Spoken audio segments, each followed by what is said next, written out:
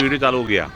अभी हिंदू टेम्पल जाएगी, ठीक है? दुर्गा टेम्पल, दुर्गा वैसे देखेंगे ना, भूटान का नेशनल हॉस्पिटल।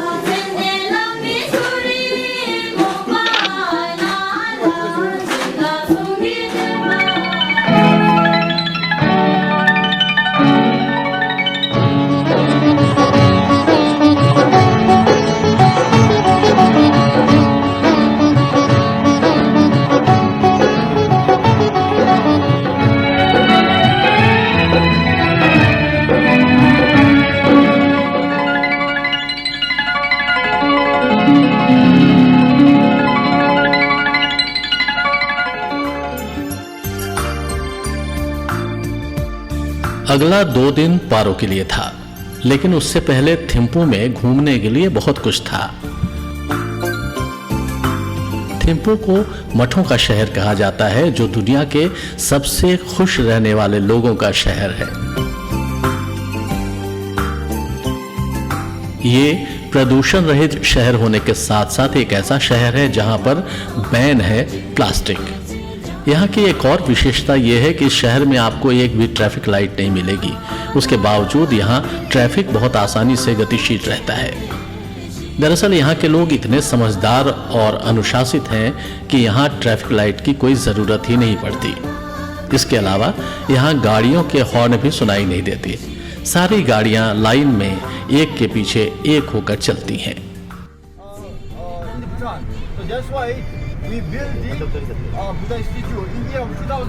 थिम्पू शहर 26.1 वर्ग किलोमीटर में फैला हुआ है, जिसकी जनसंख्या 1.5 लाख के आसपास है।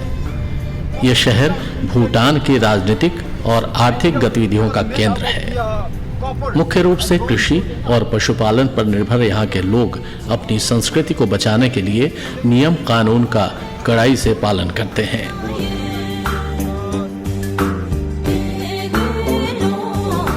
यहाँ की लड़कियों महिलाओं को सारे अधिकार प्राप्त हैं। आमतौर पर यहाँ महिलाएं ही दुकान, व्यवसाय और खेती के काम करती हैं।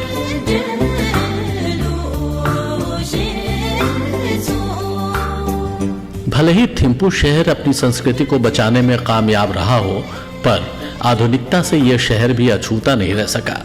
ये यहाँ की नाइट लाइफ को देखकर पता चलता है। यहाँ पेपर नाइट क्लब, बार, डिस्को क्लब, कराओके सेंटर पूरी रात खुले रहते हैं, जहां स्थानीय लोगों के साथ साथ बाहरी पर्यटक भी आपको एंजॉय करते हुए मिल जाएंगे। ऐसे एक कराओके सेंटर में हम भी गए, खूब गाने गाए और एंजॉय किया।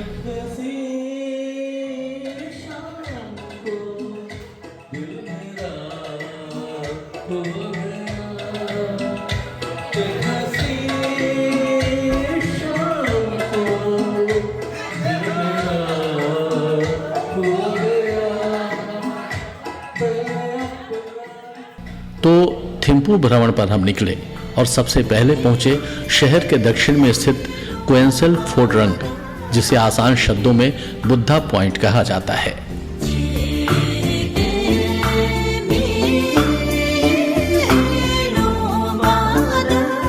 इस मंदिर में स्थापित बुद्ध प्रतिमा की ऊंचाई 169 फीट यानी 51.5 मीटर है। इस तरह यह दुनिया की सबसे बड़ी बुद्ध प्रतिमा है। ये प्रतिमा हमें अपने होटल की खिड़की से भी दिखी थी, जिसकी फोटो हमने अपने DSLR से जूम करके खींची थी।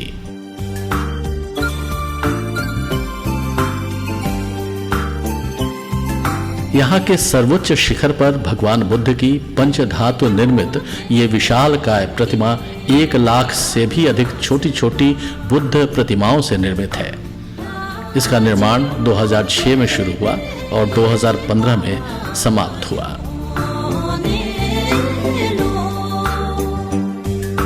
हम मंदिर के अंदर भी गए, जहां का शांत स्निग्ध वातावरण अविरल शांति का संदेश देता प्रतीत हो रहा था। जो लोग टोपी पहने थे वे जूतों के साथ टोपी उतारकर मंदिर के अंदर गए, जिसके बारे में दोरजी ने पहले से आगाह कर रखा था। वहां की परंपरा अनुसार ऐसे किसी भी मंदिर, मठ या मॉनेस्ट्री में प्रवेश से पहले ऐसा करना जरूरी होता है। अंदर फोटोग्राफी प्रतिबंधित थी, इसलिए वहां के चित्र हम नहीं उतार पाए, पर बाहर जी भर के कसर पूरी की।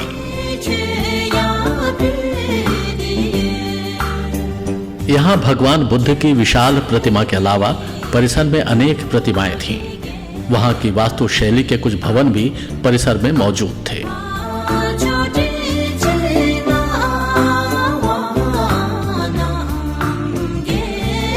भूटान में पारंपरिक वास्तुकला आज भी जीवित है।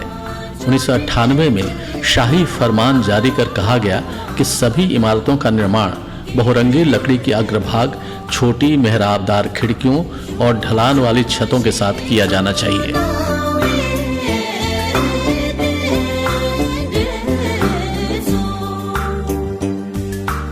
पारंपरिक पश्चिमी भूटानी संरचनाएं अक्सर लकड़ी के फ्रेम और मिट्टी की सामग्री से बनाई जाती हैं। इस निर्माण में कील या लोहे की सलाखों का प्रयोग किया जा सकता है।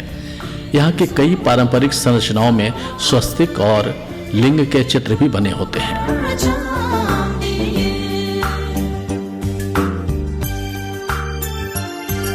इनके विपरीत साधारण घरों की वास्तु संरचना स्थान और ऊंचाई के अनुसार बदलती रहती है। दक्षिणी निचले इलाकों में बांस के छप्पर वाले घर आम हैं। इमारतों में ऊंचाई पर समतल पत्थर की संरचनाएं होती हैं। इसके अलावा राजसी महलों से मिलते जुलते लेकिन उनसे छोटे 2 मंजिला भवन पूरे पश्चिमी भूटान में आम हैं।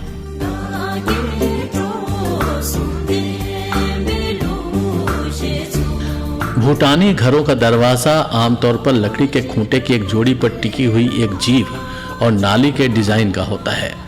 आमतौर पर छोटी खिड़कियां निचली मंजिलों में बनाई जाती हैं, जबकि ऊपर में बड़ी खिड़कियां संरचनात्मक मजबूती को जोड़ने के लिए बनाई जाती हैं।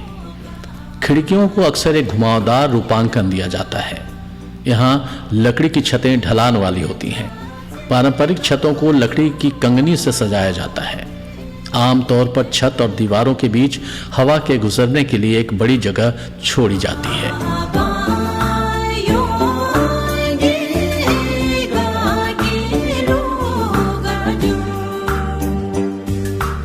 भूटानी दजोंग वास्तुकला 17वीं शताब्दी में महान लावा नगवांग नामग्याल जबद्रुंग रिनपोछे के नेतृत्व में अपने चरम पर पहुंची। दजोंग में एक या एक से अधिक आंगनों के चारों ओर भारी चिनाई वाली परतों की दीवारें होती हैं।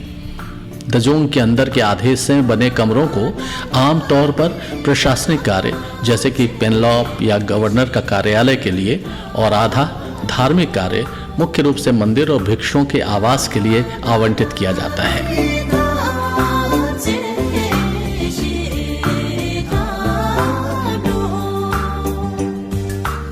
भूटान में बौद्ध मंदिर अक्सर एक आंगन के चारों ओर अपेक्षाकृत सरल एक मंजिला संरचना होते हैं। अधिकांश मंदिरों में ऊंची दहलीज भी होती है।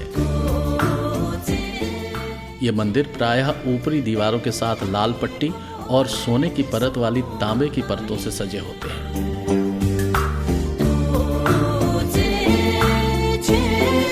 भूटानी मंदिरों की आंतरिक दीवारें और हॉल एप्लिक भित्ति चित्रों से सजाए गए होते हैं। इन चित्रों के विषय प्रायः धार्मिक होते हैं, विशेष रूप से बुद्ध का जीवन, गुरु पद्म संभव से जुड़ी किंवदंतियां, रक्षा प्रदान करने वाले देवता आदि।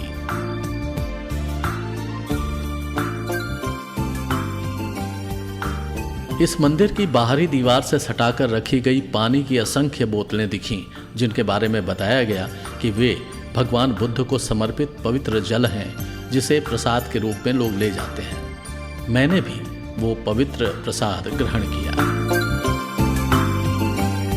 मंदिर से नीचे उतरने पर उसके बाहरी परिसर में एक विलक्षण बात दिखी। वहाँ ज़मीन पर ही तरह तरह के ढेर सारे फल बिखरे पड़े थे, जिन्हें स्थानीय लोग प्रसाद कहकर बड़ी बड़ी सफ़ेद टोकरियों में लेकर जा रहे थे।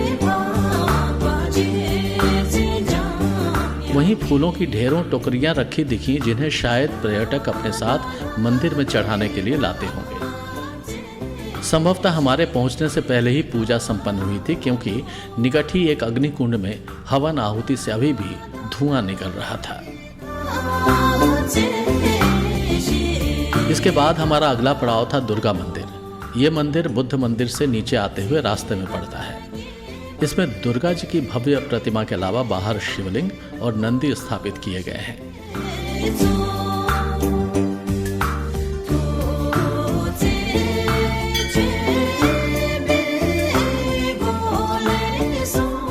यहाँ भी भूटानी वास्तुकला की छाप दिखती है।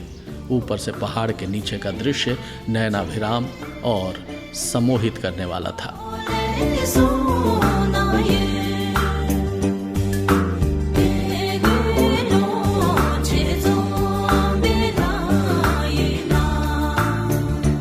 बीच में रुककर पहाड़ के ऊपर से ही हमें यहाँ का सुप्रीम कोर्ट और राजा का महल दिखाया गया। दूरी काफ़ी थी, इसलिए हमने कैमरे का जूम आजमाया।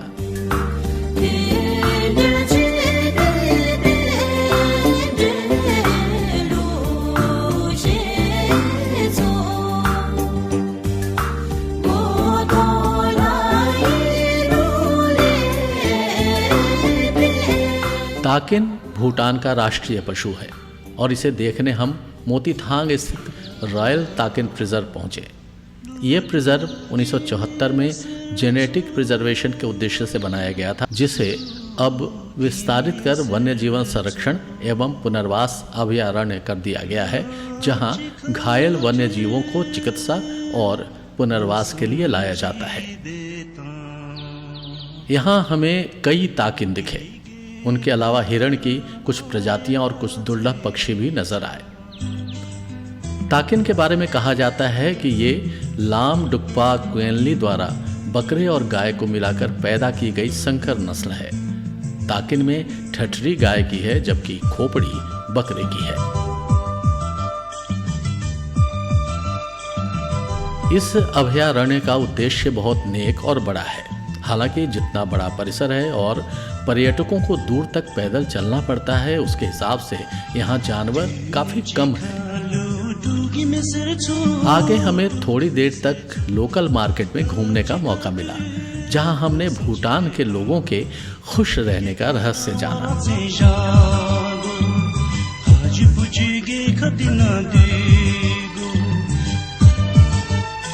सड़क से नीचे की ओर स्थानीय बाजार सजे थे।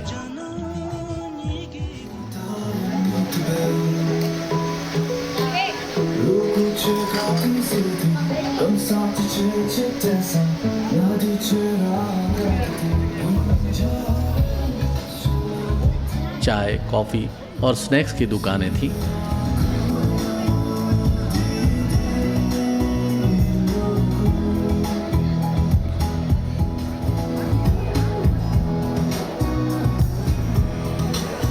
एक स्थान पर भीड़ लगी देख वहां पहुंचा तो देखा कि वहां तरबूज खाने की प्रतियोगिता चल रही है।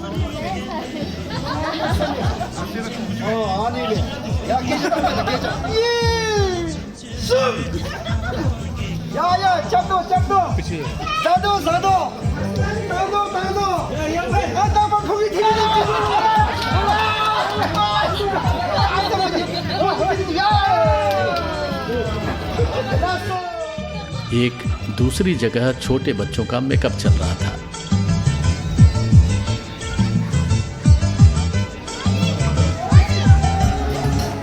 कुछ बच्चे झूले पर सवार थे, सभी खुश थे। ऐसे ही नहीं, भूटान को दुनिया में सबसे खुश लोगों का देश कहा जाता है। सब अपने अपने काम में मस्त थे, किसी को कहीं जाने की जल्दी नहीं थी,